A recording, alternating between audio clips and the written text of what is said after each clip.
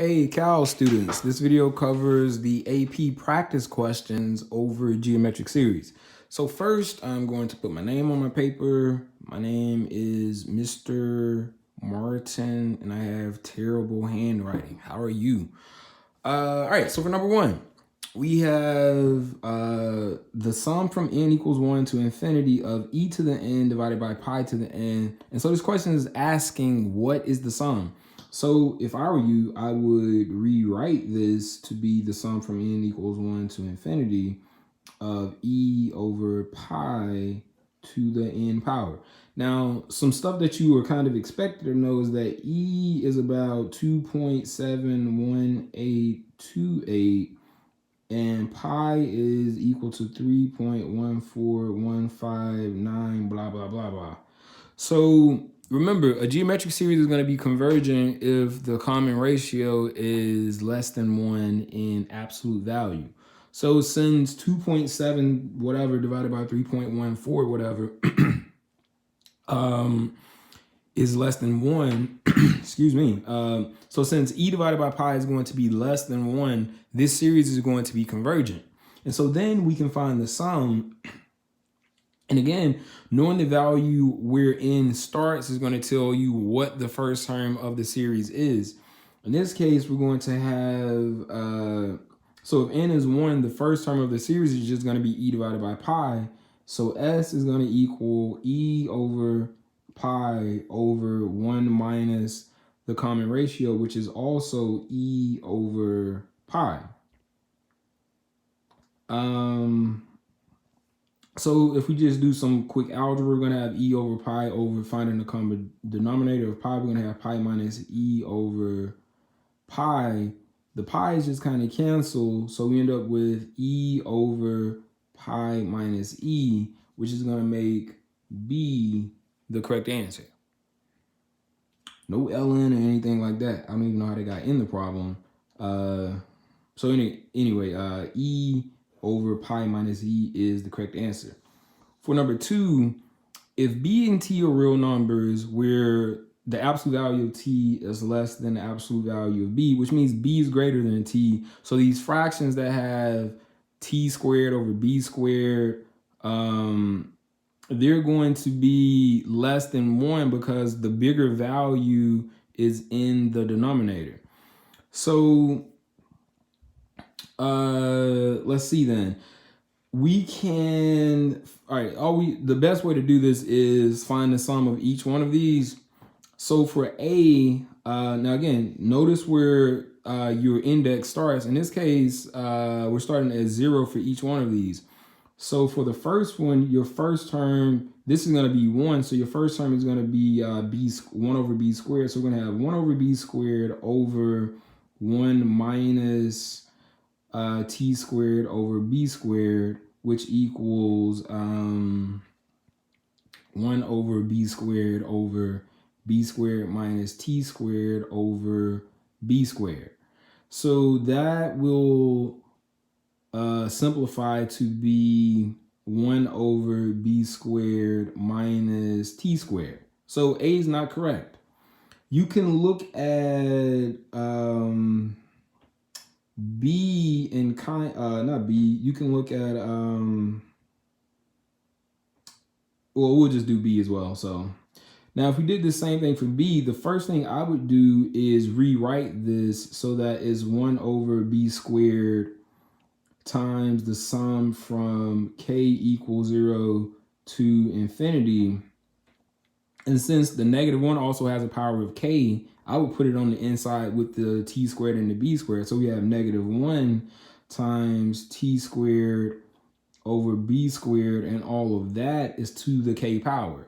So now if we do that, when k is 0, we still have our first term of 1 over b squared, and then with 1 minus, now then our common ratio is -1 times t squared over b squared. So -1 times t squared over b squared, and that's going to give us 1 over b squared divided by b squared plus t squared over b squared. Now the b squareds cancel out, so we just get 1 over b squared plus t squared. So that's going to make b the correct answer.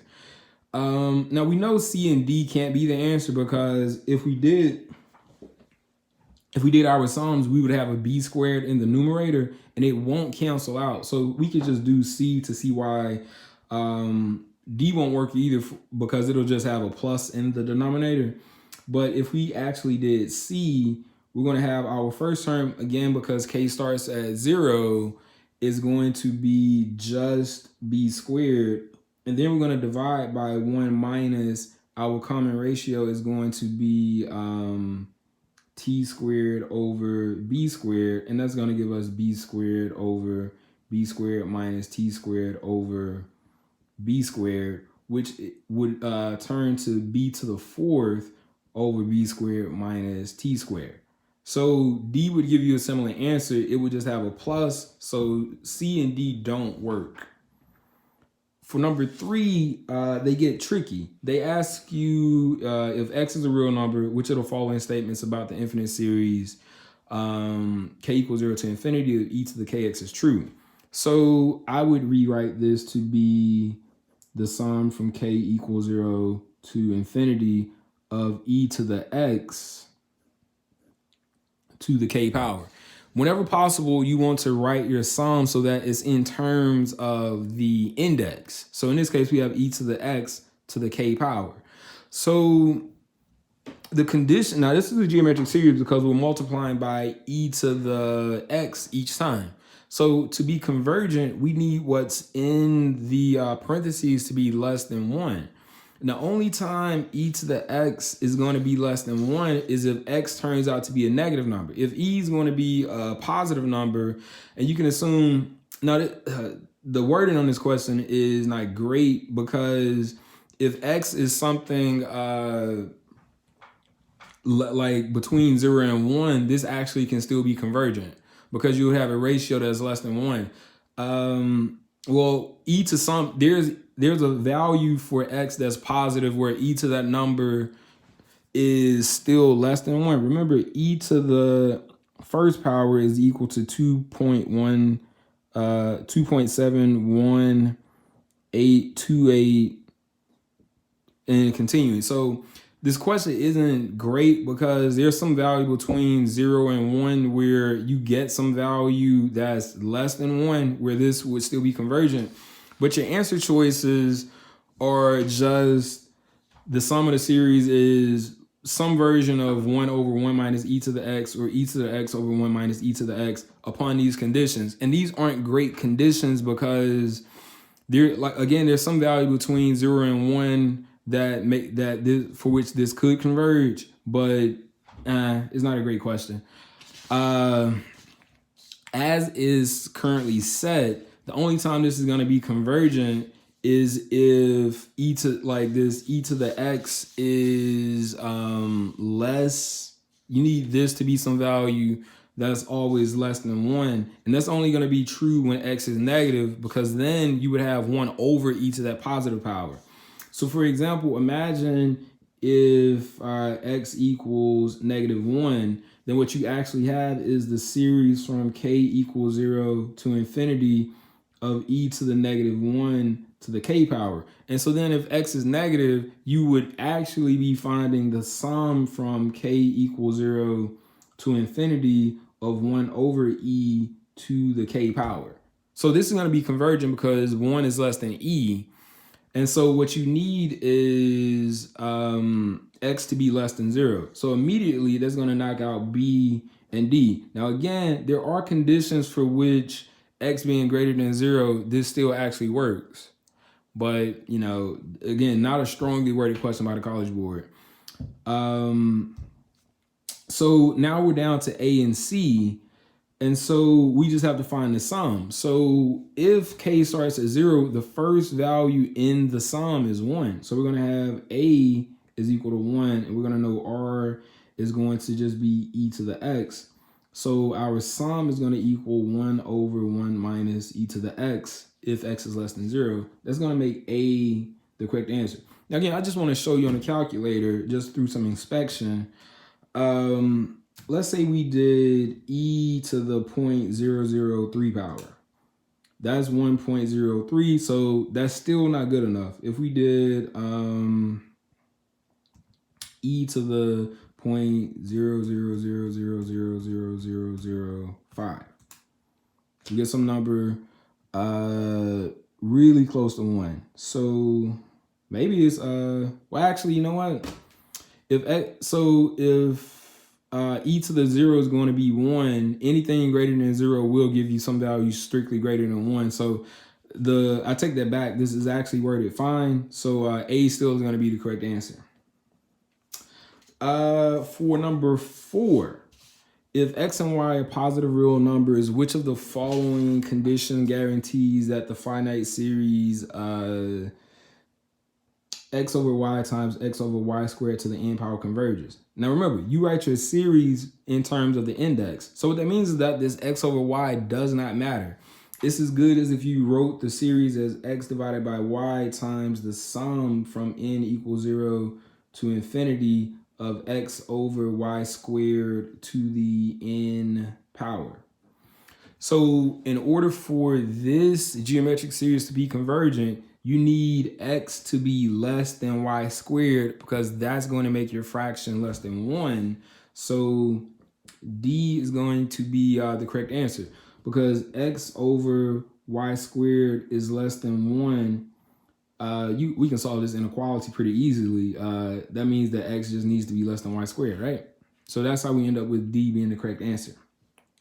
For number 5, we have, what is the sum of the series pi over e minus pi over e squared plus pi over e cubed minus pi over e to the 4th? This is what we call an alternating series, which we'll talk about in the future.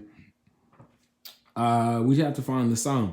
So, well, we can first write this as the sum from n equals 1 to infinity of -1 to the n plus 1 times pi over e to the n. Now, what they're trying to get you to do is say the series diverges, because pi is 3.14 and e is 2.7 whatever. So 3 point something divided by 2 point something is always going to be greater than 1. But D is not the correct answer, because pi doesn't have an exponent. The rewrite that you should do is, all right, so we're going to do this down here. -1 to the n plus 1 is equal to -1 to the first power times -1 to the n power. Because, you know, the property of exponents is if you're multiplying the same base, n plus 1 could be that exponent. So you should rewrite this as -1 times pi. And then since the -1, the rest of this has to be -1 to the n over e to the n, we end up with -1 over e to the n power. So I guess I should write this entirely properly. So 1 to infinity. And so your actual sum is -pi times the sum from n equals 1 to infinity of -1 over e to the n power. Now we can see from the way the sum is written that the first, now this is going to be convergent because we know that -1 in absolute value, -1 over e is less than 1. So our sum is going to equal the first term, which we know is pi over e. So pi over e divided by 1 minus our common ratio is -1 over e. So minus -1 over e is going to be pi over, so since that's basically 1 plus 1 over e, we're going to have e plus 1 over e, which, oh, I'm sorry, what happened to the pi over e? So we can cancel out the e's, so we get pi over e plus 1 as the sum, which is going to make B the correct answer. Now again, the trick here is first, this part, that's what you're writing your sum for. But you need to expand this so that you have -1 times -1 to the n. So -1 times -1 to the n is this -1 to the n plus 1. The pi has no n, so it can slide out in front of the sum, is how we rewrite that. For number 6, consider the series, so from n equals 1 to an, a1 is 16, and an plus 1 divided by an is 1/2. So what they're telling you is that r equals 1/2, because in a geometric series, the common ratio is the next term divided by the previous term. So this is the next term, and this is the previous term, or the next term divided by the current term, however you want to think about it. That's 1/2. So we know that r equals 1/2, and the first term is 16. So our sum is going to be 16 divided by 1 minus the common ratio, which is going to be 16 divided by 1/2, which equals 32. Now notice they don't even go through the trouble of putting 8 as a good distractor answer, even though it would be. The answer is 32. Now again, pay attention to n equals 1, because some of them start with n equals 0, which we'll talk about. Number 7, calculator question. If f of x equals this, then f of 1 is, so remember what I told you, anytime in calculus they give you f of something, you should write down exactly what that is. So f of 1 is going to equal the sum from k equals 1 to infinity of sine squared of 1 to the k power. Now you have a calculator, and all right, so you have to know some stuff about the sine function. Sine is always between, no matter, so -1 is less than the sine of x, which is less than 1. So sine is always between -1 and +1. That's the same as, well, sine squared is too. So sine squared x in absolute value has to be less than 1. And we know this because, you know, the sine function looks like this. Well, I should have started at the origin. So, our sine function looks like this, where we have an upper boundary of 1 and we have a lower boundary of -1, and we never get outside of that. So we know our common ratio, we know this is convergent because the common ratio is less than 1. So then S is going to equal the first term, which is sine squared 1 over 1 minus sine squared 1. Let's see. So in the calculator, I'll just do alpha y equals, and we're going to put in parentheses sine squared. I'm sorry, I did that in the wrong order. Sine of 1 squared divided by 1 minus sine of 1 squared. The only thing you need to check for is that your calculator is in radians, not degrees. So our calculator is in radians, or my calculator is in radians. So we press enter. You get 2.4255, or I guess in this case, D is going to be the correct answer because that's 2.426. 2.426. And it's that easy. No real work. Number 8. Which of the following series converge to 2? So 1 does not. We'll talk about other series in other videos, but basically for a series to be convergent, the limit of the sequence must be 0. So the limit of this sequence is, forget the series for a moment, the limit of this sequence is 2, because when n goes to infinity, 2n divided by n is just going to be 2. So this does not converge. The limit is 2, but for a series to converge, the sequence must converge to 0. Does not, and the reason is because the limit when n goes to infinity, I can make an infinity of 2n over n plus 3, that equals 2, which is not equal to 0. So this series does not converge because the limit is 2. For 2 and 3, I don't know, just find the sum. So for 2, let's see. Well, you can pull out the -8, so you get -8 times You can just basically make this negative 1/3 to the n. So from n equals 1 to infinity. Nope.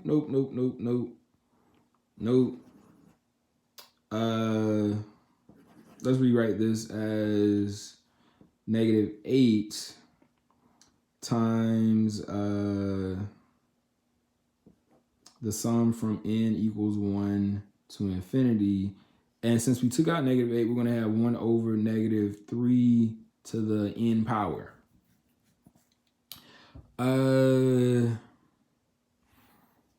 So what we can do, well, I'm sorry, you can write this as 1 over -3 to the n power, because 1 to any power is going to be n. So S is going to equal the first term, which we're starting with n equals 1. So if you substitute in 1, you're going to have -1/3 times -8. That's going to be 8/3 over 1 minus 1 over -3. And since that's going to turn out to be 4/3, we're going to have 8/3 over 4/3, which is 2. And then for number 3, now notice that n starts at 0. So you could rewrite this to be 1 over 2 to the n power. So S is going to equal your first term, which is 1, because n starts at 0. So 1/2 to the 0 power is going to be 1, and then 1 minus 1/2, because the half is our common ratio. We have 1 divided by 1/2. That's going to equal 2. So both 2 and 3 converge to a sum of 2.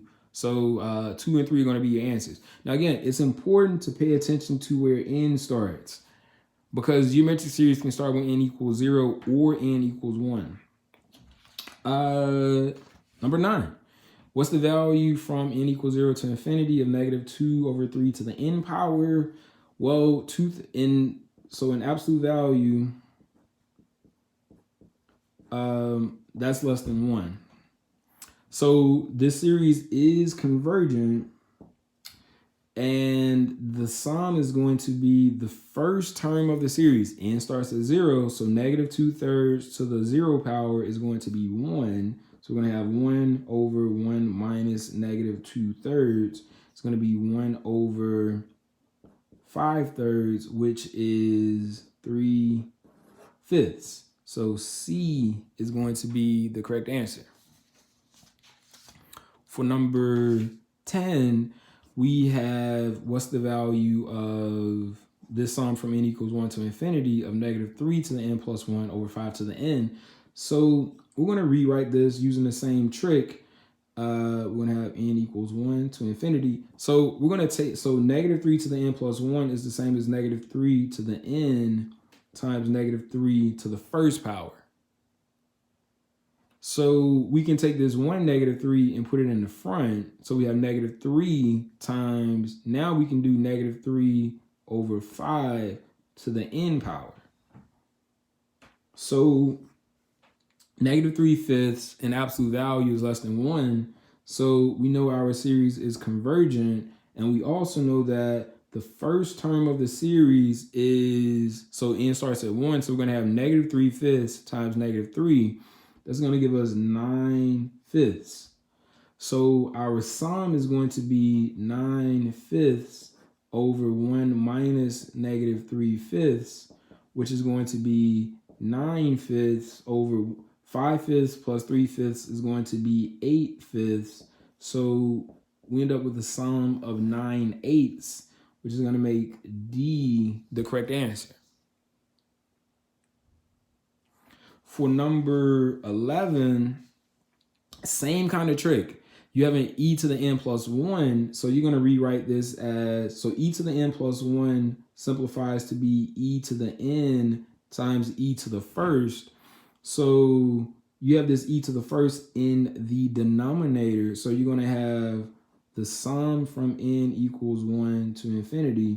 So we're going to pull out this 1 over e, and then we're going to have -2 over e total to the n power. So this is negative 2 to the n over e to the n. So that's 1 over e to the n, which is going to give us e to the n plus 1. And this is going to be, now we know that this is going to be convergent because 2 is less than e. So we get a convergent series. So our first term, if we're starting with n equals 1, is going to be negative 2 over e squared, our first term. And then our sum is going to be negative 2 over e squared over 1 minus negative 2 over e, which simplifies to be negative 2 over e squared over common denominator is going to give us e plus 2 over e, which is negative 2 over e squared times e over e plus 2.